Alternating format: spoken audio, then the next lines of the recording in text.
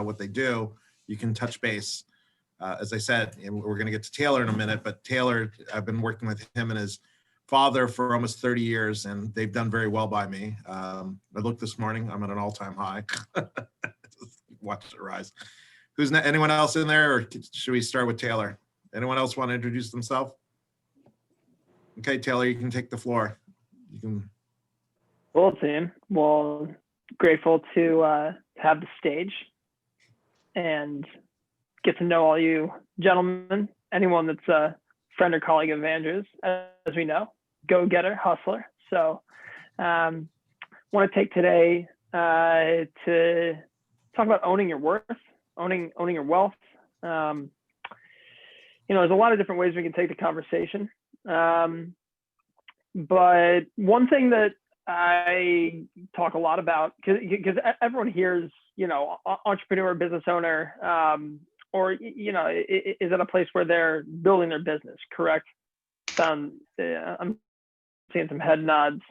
So what I'd like to do is share the screen and everyone just take, 2 minutes to take a look at it. Has anyone on the call ever heard of an Ikigai map?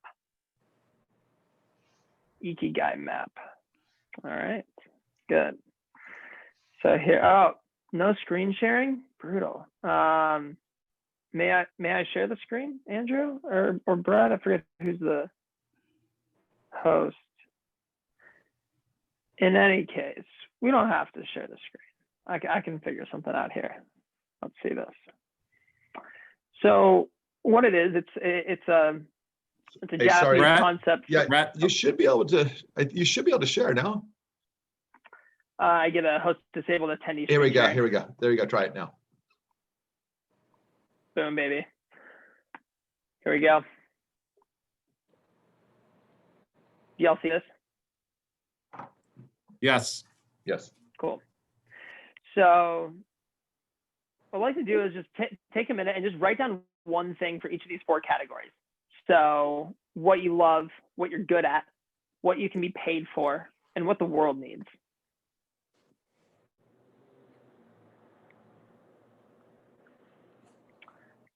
And, this is all meant to be from your perspective in life, like thinking about your past, thinking about your present, and try to keep it, specifically in like the professional realm. Like I love playing guitar, but, that's on the personal side, right? So as a professional, if you write down like one thing that you love, one thing that you're good at, one thing that you can be paid for, and one thing that the world needs. And again, that's just from your experience. So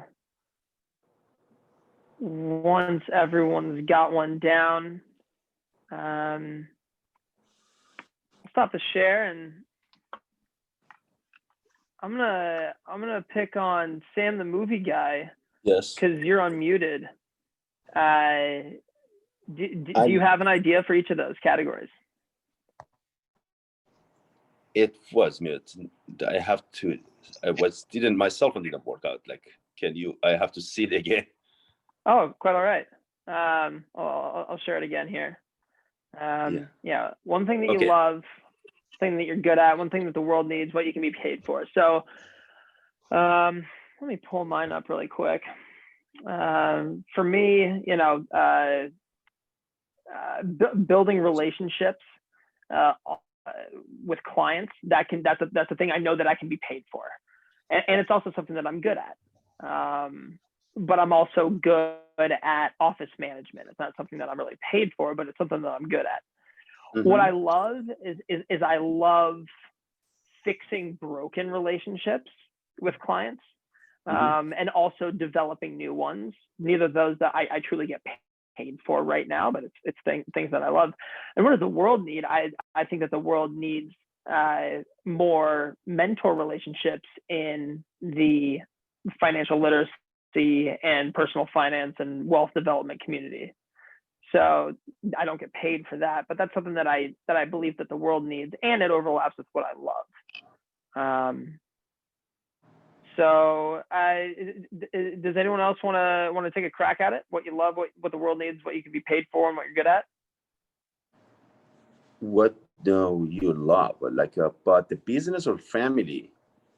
Well, Business. All I- this is business oriented. Oh, well, then I had it wrong. I was gonna say I love my wife, but business-wise, what I love my relationships and my clients. You know, there's majority of them friends on it are good. A handful of them aren't, and I tell them all the time when they aren't, we need to cut bait because it's like getting rid of a bad karma. You know, good mojo comes flowing in once you get rid of the bad ones that appreciate what you do, just like I appreciate you.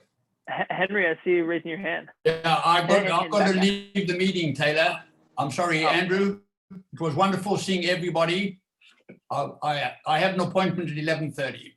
Lovely seeing you guys. Take care. Have a good weekend and be safe. We will. We'll send you a copy of it, Henry. Always good to see you. Love you, buddy. Thank you. Love you too, Andrew. Thanks, guys. Man. Bye-bye. Bye-bye. Thank you. So Andrew, let's dig into your example, if we may. Yes, if you're picking on me today. Oh, I'm picking on you now. I mean, you volunteered. It's game over.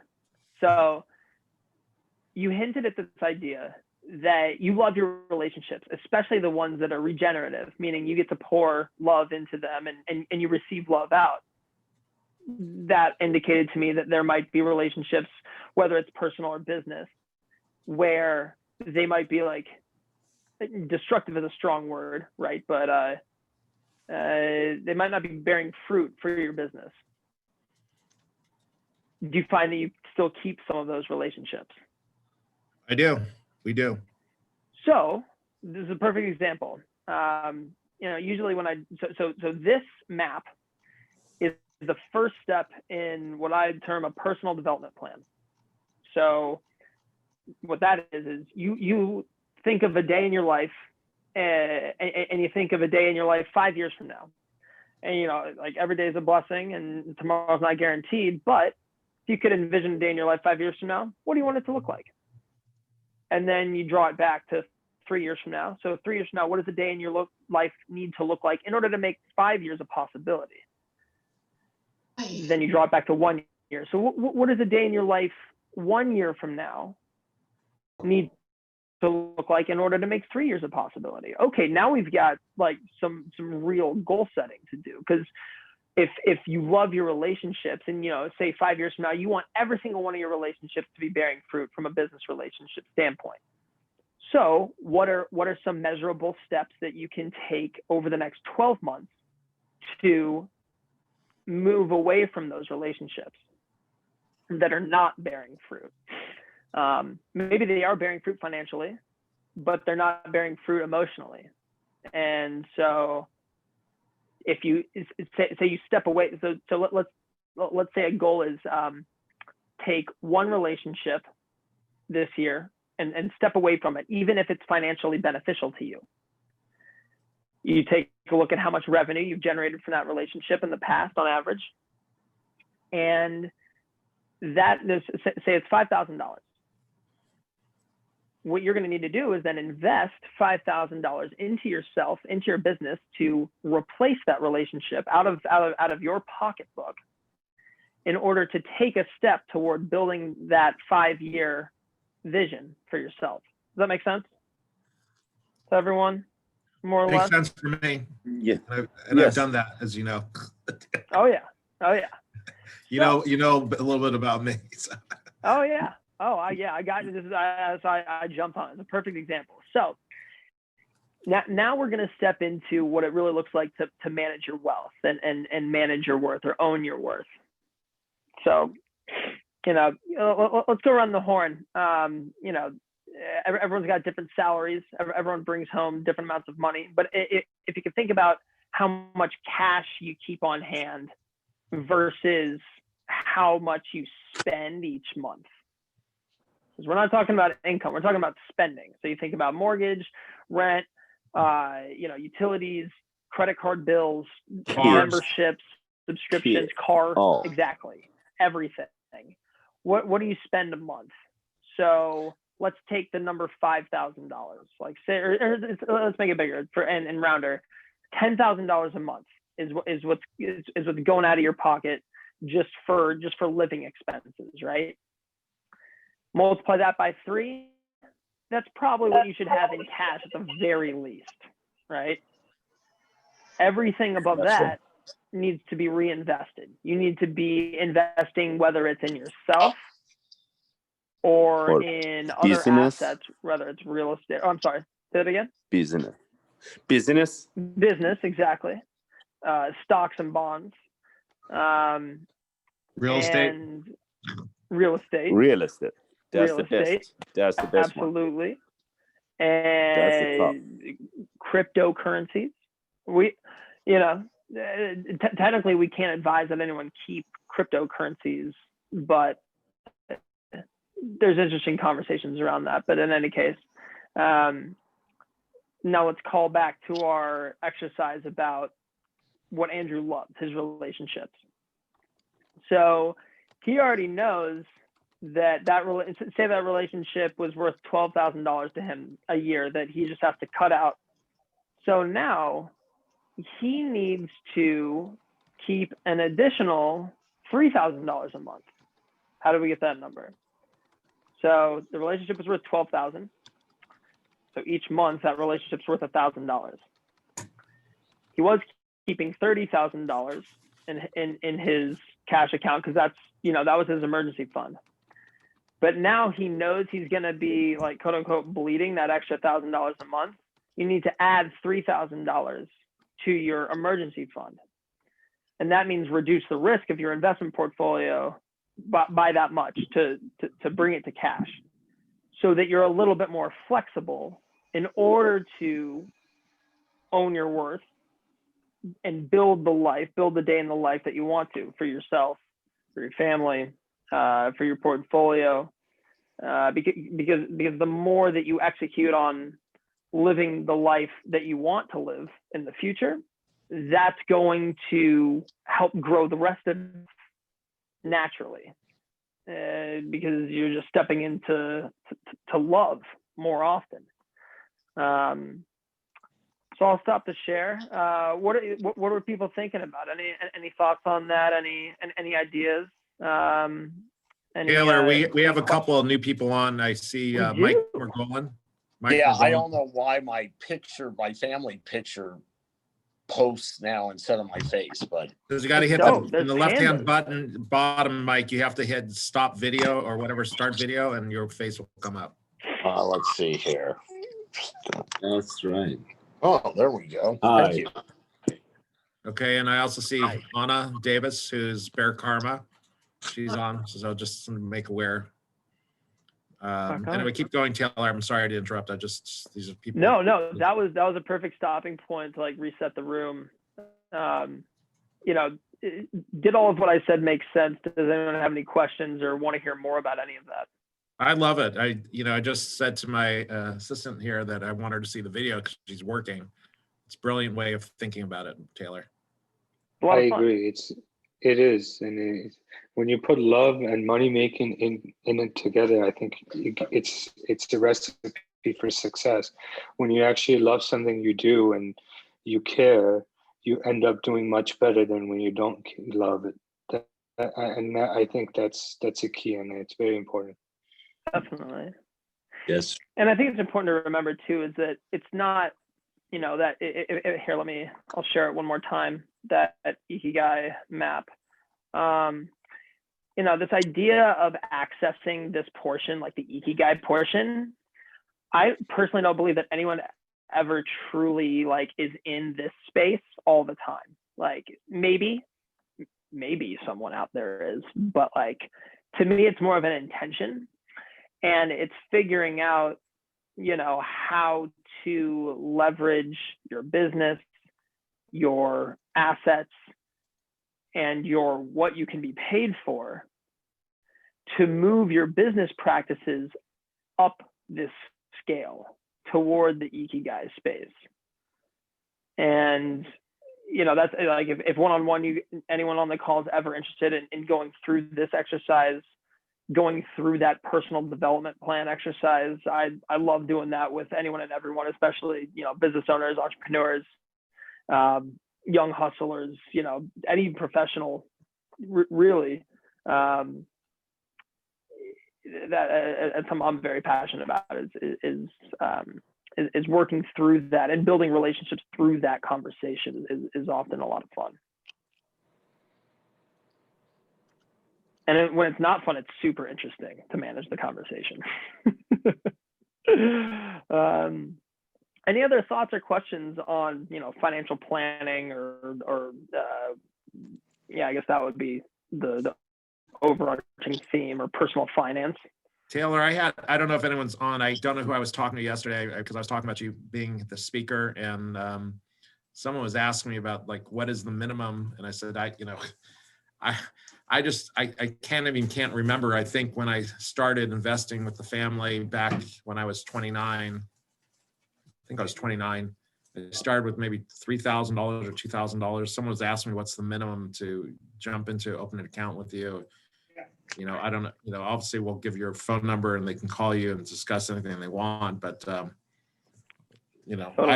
I wish I could have started, honestly, I can say this, I wish I could have started earlier. My reasoning for not starting earlier is I was getting in real estate at 22, if anyone knows my story, and my mom wanted me out of the house, and I had money. I was trying to gather enough money for a down payment. Then when I got the house, I was holding on to remodel. And then when I finally got the market, dipped, and right when it dipped and tanked, that's when I started it, because I wanted to save for retirement.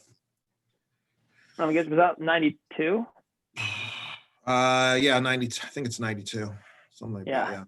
92, 87 to 92. I hear were brutal. I was a twinkle in an eye, and then just outside of the womb, respectively. But heard it was gnarly. Yeah. And if anyone's interested, I came to Taylor from his dad through my mother, who used to invest with Mike years and years ago. So, Right. Well, you can send his number over to me, Andrew, and maybe I'll give you a call, Taylor. Boom. Sounds like a plan. I'll always welcome an inbound call. And to answer your question, Andrew, $100,000 is currently what the minimum is. I hope to drop that number in the future. Working at UBS has its constraints because the firm UBS banks 1 in 3 of the world's billionaires.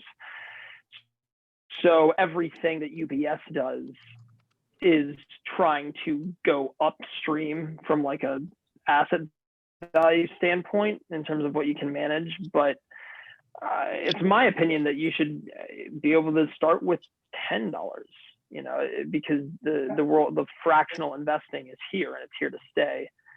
So if anyone, doesn't have that number, I work with countless friends,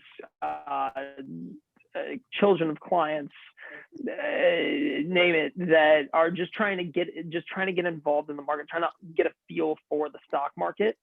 And if anyone's ever heard of the app called Cash App, that's by far and away the best way to get started and just get a feel for the stock market. I mean, has anyone here never invested in the stock market? Everyone's got some stocks on deck. Well, but if anyone's kids are looking to get started or something like that, it could be a good resource, and I can share that around. But yeah, that's a long answer.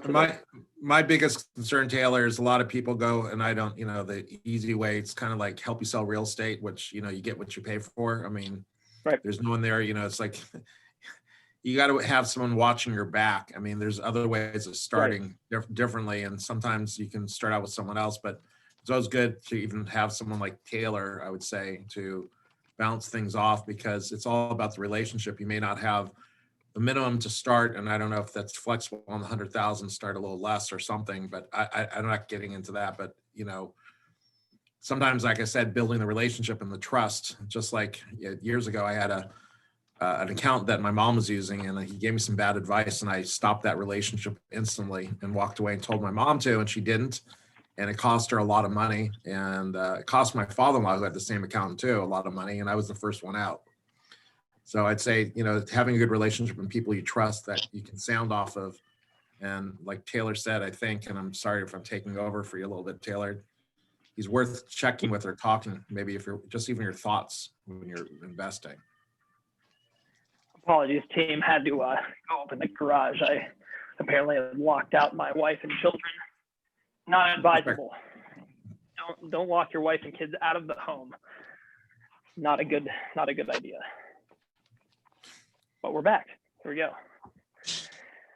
Well, thank you for sharing that story, Andrew. We talk a lot about, a few the golden nuggets of investing.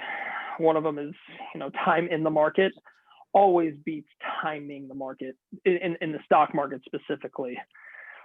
Real estate, Andrew, you can speak to it, but it moves a little bit slower. The assets are tangible. There's like a lot. It's a totally different marketplace than the capital markets. And we talk a lot about that, and it's something that's very tough to grasp sometimes. So always approaching the capital markets from a space of patience is always valuable. I think it's Buffett that said that the capital markets are the most efficient way for moving money from impatient people to patient people. And that's something we take to heart. Another thing we take to heart, which is I think a good transition into the next section, is know what you own and why you own it. We pick all our own stocks and all our own bonds for our clients. So we manage money. So we first and foremost manage financial plans as guides to investments for 600-ish families, mostly in Orange County, but nationwide. And in those accounts that we're managing, all of the stocks and bonds we're selecting ourselves. We're not looking at other investment managers to do it for us. We do all the dirty work and the valuation on the stocks. So I've got 3 hot stocks from the past, 3 from the present, and 3 for the future. And before I start, does anyone else on the call have a hot stock to add to the list that they've been liking? I haven't done my research on some of the new ones I like, Taylor. Michael, Anna, I thought you might have been about to say something. No, not at the moment. Not at the moment?